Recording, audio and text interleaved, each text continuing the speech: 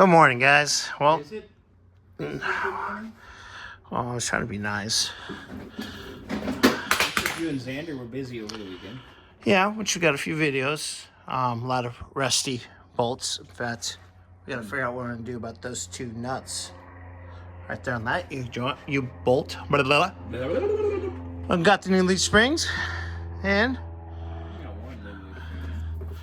yeah, that's what I meant. Listen to what I mean, not what I say, guys. Okay, today it's Monday. It is Monday.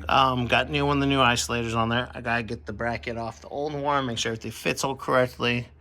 If it does, let's start setting the bottom one on. If that goes all well, that means I can set this side down, back down, loosely put the U-bolts back in, and finish up the other side. Start getting ready for that guy. Plugging away, huh? Yay, leaf springs. I'm telling you, these are convertible leaf springs are heavy. Yeah. Weight's not fun. No. So, all right. Hi guys. And we're getting caught up. I've been kind of out for a while, as everybody knows.